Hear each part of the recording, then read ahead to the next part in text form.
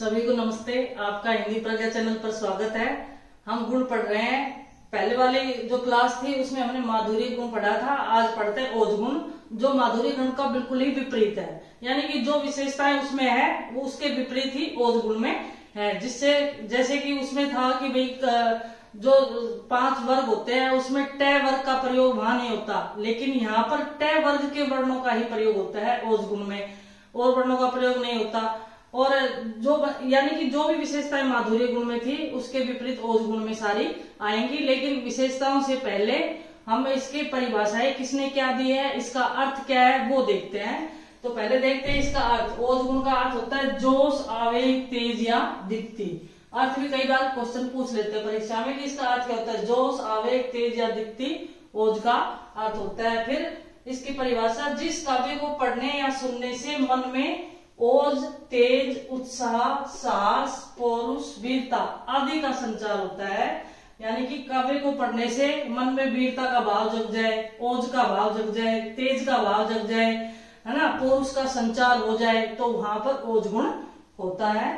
फिर देखो दंडी के अनुसार कि दंडी ने क्या माना है, ओज गुण क्या होता है ये देखते हैं। तो दंडी ने कहा है कि समास बहुल पदों से ओज गुण उत्पन्न होता है। यानी कि वहां तो समासिक पदों का अभाव था, कहा माधुर्य गुण में समासिक पदों का अभाव था, लेकिन यहाँ पर सामासिक पदों का प्रयोग होगा।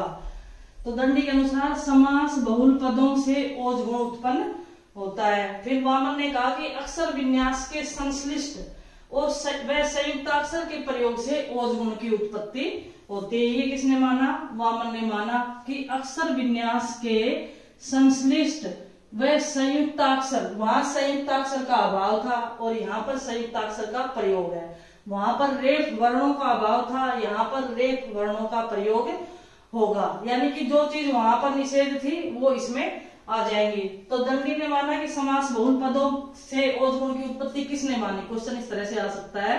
तो दंडी ने मानी, जहां पर समास बहुल पदों का प्रयोग होगा वहां ओज गुण होता है, ऐसा किसने माना? दंडी ने माना। फिर वामन ने क्या माना कि अक्षर विन्यास के संश्लिष्ट पद व संयुक्ताक्षर जहां पर होते हैं वहां पर ओज गुण होता है, ऐसा वामन ने माना। अब आगे रीतिकालीन आचार्यों की भी 1-2 परिभाषाएं देखते हैं कि वो क्या मानते हैं कि ओज गुण की उपस्थिति कहां पर होती है, और फिर हम इसके लक्षण देखेंगे और फिर उदाहरण। अगले देखते हैं मम्मट के अनुसार और भिखारी दास के अनुसार कि मम्मट ने ओज गुण के बारे में क्या कहा, भिखारी दास ने क्या कहा। तो देखो, दित्यात्म विस्मृति वीर रस स्थिति विभत्स रौद्र रसादि रसो सयाधिके कर्मेण च। देखो इसका अर्थ होगा कि दीप्ति आदि के कारण, दीप्त्यात्म यानी कि दीप्ति आदि के कारण हम विस्मृत हो जाएं और वीर रस की स्थिति हो जाए। दीप्ति आदि के कारण, दीप्ति भी एक वो होता है ना, गुण होता है, तो दीप्ति आदि गुण के कारण हम विस्मृत हो जाएं और वीर रस की स्थिति हो जाए। विभत्स रौद्र रस, विभत्स रस, रौद्र रस सयोध्याधिके कर्मेण च, और कर्म से इनकी उपस्थिति अधिक होती जाए। यानी कि ये जो ओज गुण है ये किसमें, इसमें कर्मानुसार बताया कि जो ओज गुण है वो पहले वीर रस में थोड़ा कम होता है, फिर विभत्स रस में थोड़ा और ज्यादा होता है, और रौद्र रस में और ज्यादा। तो कर्मेण च, इस क्रम से जो ओज गुण है वो बढ़ता जाता है। एक तरह से स्थिति पूछ ली है कि देखो स्थिति इस तरह से रहेगी, वीर, फिर विभत्स, विभत्स और फिर रौद्र, रौद्र। इस तरह से इनमें इस गुणों के हिसाब से ओज गुण की स्थिति बढ़ती जाएगी। ओज गुण वीर रस में थोड़ा कम होता है, विभत्स में थोड़ा और ज्यादा होगा और रौद्र में और अधिक हो जाएगा। तो इस तरह से क्रम से बता रखा है कि दीप्ति आदि के कारण हम विस्मृत हो जाए, वीर रस की स्थिति हो जाए, विभत्स और रौद्र रस में इनकी और अधिक स्थिति कर्म के अनुसार, कर्मेण च, कर्मानुसार बढ़ती जाती है। इस तरह से क्वेश्चन को थोड़ा छोटा करके पूछ सकते हैं कि वीर, विभत्स, रौद्र आदि रसों में वीर रस की उपस्थिति यानी कि जो ओज गुण का गुण है उसकी उपस्थिति कर्मानुसार बढ़ती जाती है, ऐसी परिभाषा किसने दी? ठीक है ना, तो ये मम्मट ने कहा।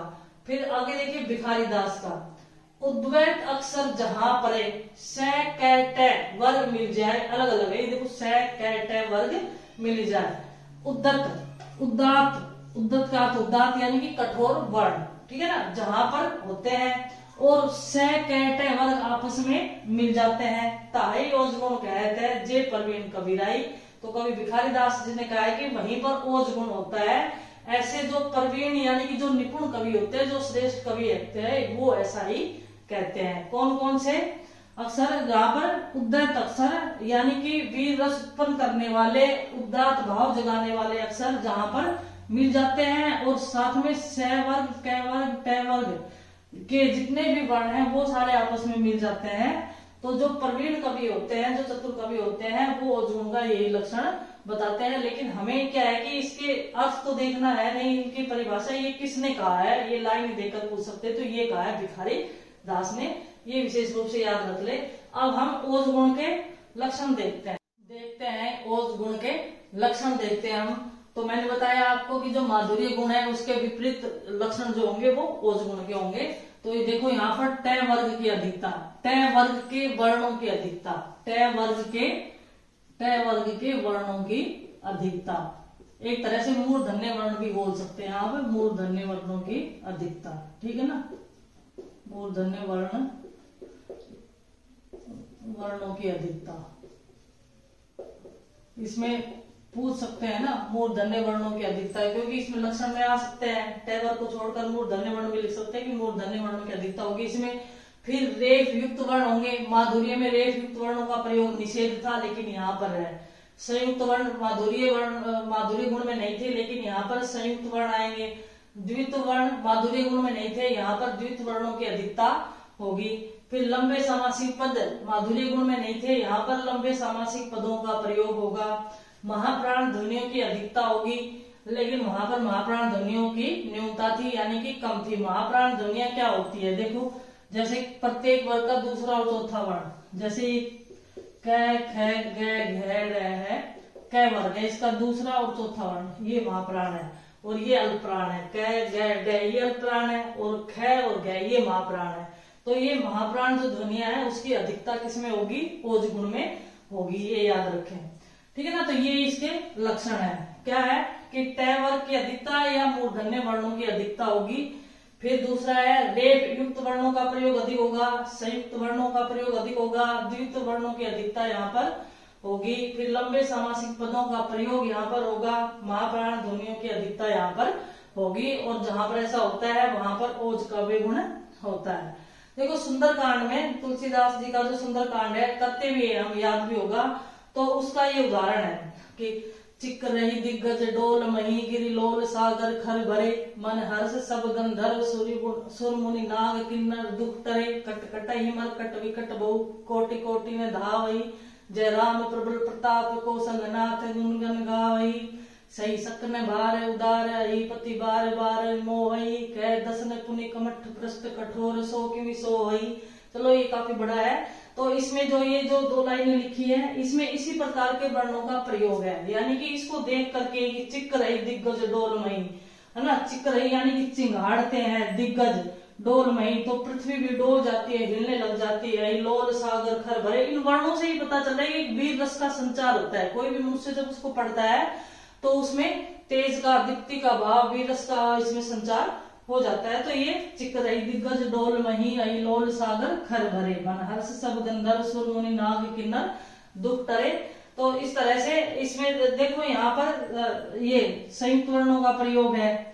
फिर ज्यादातर इसमें टे वर्ग का प्रयोग है, टैट है, डैट है, ये जो ड है, द है, इनका प्रयोग यहाँ पर है। और रेफ युक्त जैसे गंधर्व है, इसमें रेफ युक्त वर्ण का प्रयोग है, संयुक्त वर्णों का प्रयोग है ये यहाँ पर भी ज्यादातर। ये जैसे ख है, दुख है, ये महाप्राण ध्वनियों का भी प्रयोग है यहाँ पर, ठीक है ना। तो इसी प्रकार के ये सारे इसमें मिलते हैं, और एक तरह से हमें वीर रस का संचार हो जाता है, उदय हो जाता है, क्योंकि ये वीर रस से संबंधित है और उसमें काव्य गुण होता है। एक वीर रस किसमें होता है, ये और इम्पोर्टेंट है कि नहीं, ओज काव्य गुण, ओज गुण होता है किसमें है। तो एक तो ओज काव्य गुण का एक लक्षण, यानी कि एक तो लक्षण हमने कर लिए इसके, लेकिन इसका प्रयोग किस किस में होता है। तो देखो वीर भयानक रौद्र और विभत्स रस में इसका प्रयोग होता है। वहां जगह नहीं थी तो मैंने यहाँ पर लिख दिया है कि ओज काव्य गुण का प्रयोग कहाँ पर, कौन कौन सी रसों में होता है। क्वेश्चन यहाँ से भी बनता है कि किन किन रसों में, किसमें माधुर्य का प्रयोग होता है, किसमें ओज का होता है। और जो प्रसाद गुण है वो तो सारे रसों में प्रयोग होता है, तो उसका अलग वो है। तो वीर, भयानक, रौद्र और विभत्स रस में किसका प्रयोग होता है? ओज काव्य गुण का। अब ओज काव्य गुण का हम उदाहरण देखते हैं। देखो यहाँ पर युद्ध का वर्णन है, तो जहां पर युद्ध का वर्णन होता है वहां किसी के भी रौद्र रूप का, अगर प्रकृति है, प्रकृति का भी अगर रौद्र रूप दिखाया गया है, जैसे कि कामायनी है, उसमें जब शुरू में ही वो रौद्र रूप दिखाया है प्रकृति का, तो उसमें भी वहां ओज गुण आएगा। और यहाँ पर युद्ध का वर्णन है तो वहां तो आना ही है ओज का गुण।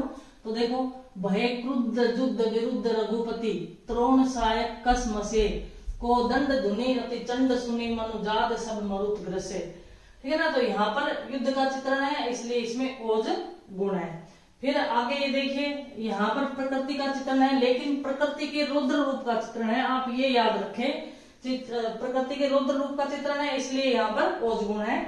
मचित चलित तड़ित हो महा, अति प्रचंड प्रभंजन वेग से, जलद के दल आ रहे, घुमड़ घिरते ब्रज घेरते।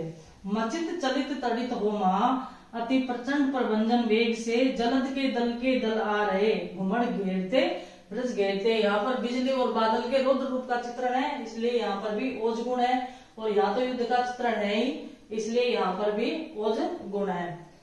तो ये आपको समझ में आया होगा। अच्छे से आप इसके लक्षण याद करें, लक्षण याद करने से आपको पता चल जाएगा। और एक क्वेश्चन ये बनता है कि किस में, यानी कि किस रस में कौन से गुण का प्रयोग होता है। तो मैंने माधुरी गुण में लिखवा दिया था, ये ओज गुण में मैंने लिखवा दिया कि इनका प्रयोग होता है। जो प्रसाद गुण होता है उसमें वो सभी रसों में प्रयोग होता है, और वो बड़ा ही साधारण सा है वैसे, लेकिन हम उसको भी करेंगे। धन्यवाद सभी को इस क्लास में।